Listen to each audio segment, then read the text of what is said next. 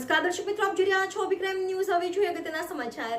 તારીખ 3 સપ્ટેમ્બર 2024 મંગળવારને શ્રાવણ વદ અમાવસના દિવસે સુરત શહેરના આંગણે આવેલું શ્રી ગુરુકૃપાના ગોખવાળી મહામાયા, મહાશક્તિ, મહાદેવી, આદ્યશક્તિ સ્વરૂપ, 14 બ્રહ્માંડની ભુવનેશ્વરી દેવી, જગતજનની, પરમ પરમેશ્વરી, રાજમાન રાજરાજેશ્વરી ભગવતી શ્રી મેલડી માંગ મંદિરે શ્રી મહામાયા મેલડી માંગ અને સદગુરુદેવ શ્રી 1008 શક્તિ પીઠાધીશ્વર પરમ પૂજ્ય માડીશ્રીના આશીર્વાદ, પ્રેરણા અને માર્ગદર્શનથી દર વર્ષની જેમ આ વર્ષે પણ શ્રાવણ વદ અમાવસના દિવસે દીકરી પૂજા વિધિનું અતિભવ્ય ને સુંદર આયોજન કરવામાં આવ્યું હતું।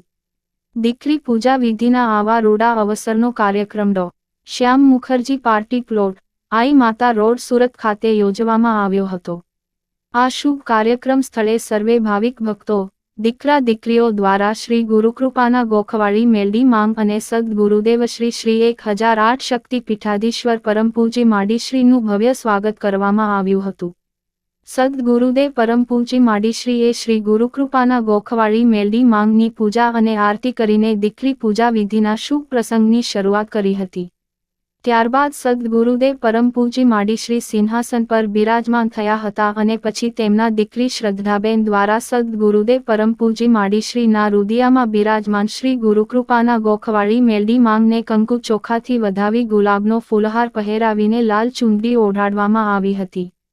ત્યારબાદ સર્વે ભાવિક ભક્તોએ સાથે મળીને શ્રી મેલડી માંગના ગુણલા ગાઈને સત્સંગ કર્યો હતો। પ્રાચીન કાળથી આપણા સમાજમાં દીકરાના જન્મને સહર્ષ સ્વીકારવામાં આવે છે, પણ દીકરી જન્મે તો તેને પારકી થાપણ, સાપનો ભારો, માથાનો બોજ સમજીને સ્ત્રી ભ્રૂણ હત્યા જેવું અને દીકરીઓ સાથે દુષ્કર્મ કરી પાપ કરવામાં આવે છે।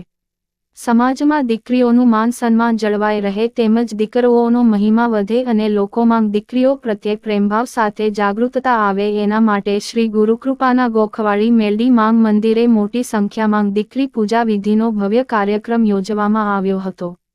આ શુભ પ્રસંગે સદગુરુદેવ પરમ પૂજ્ય માડીશ્રીએ આજના આપણા સમાજમાં અને લોકોમાં દીકરીઓના હિતમાં સારો સંદેશ જાય એના માટે દીકરીઓ નવદુર્ગાનું સ્વરૂપ છે, દીકરી શક્તિ, લક્ષ્મી અને માતૃ સ્વરૂપા છે। દીકરી તો ગાય કહેવાય, દોરે ત્યાં જાય, સંસ્કારી દીકરી બે કુળને તારે છે। જો દીકરી જ ના હોત તો આજે દીકરા પણ ના હોત, આ સંસાર જ ના હોત, આવું કહ્યું હતું। પછી સદગુરુદેવ પરમ પૂજ્ય માડીશ્રીએ પૂજા વિધિ માંગ ભાગ લેનાર દરેક દીકરીઓને દેવી સ્વરૂપ માનીને કંકુ ચાંદલા કરી લાલ ચુંદડી ઓઢાડી હતી। ત્યારબાદ સદગુરુદેવ પરમ પૂજ્ય માડીશ્રીના માર્ગદર્શનથી બ્રાહ્મણ દ્વારા શાસ્ત્રોક્ત મંત્રોચ્ચાર સાથે દેવી સ્વરૂપે દીકરીઓની એમના માતા પિતાએ સજોડે બેસીને પૂજા વિધિ અને આરતી કરી હતી। સદગુરુદેવ પરમ પૂજ્ય માડીશ્રી પણ સજોડે બેસી એમની દીકરી શ્રદ્ધાબેનની શ્રી મેલડી માંગ સ્વરૂપે પૂજા વિધિ અને આરતી કરી હતી। દીકરીઓની પૂજા વિધિ પૂર્ણ થયા બાદ સદગુરુદેવ પરમ પૂજ્ય માડીશ્રીએ પૂજા વિધિમાં ભાગ લેનાર દરેક દીકરીઓને વસ્ત્ર, ડ્રેસ, ચાંદીની હુંડી અને કવર આશીર્વાદ રૂપે ભેટ આપ્યા હતા।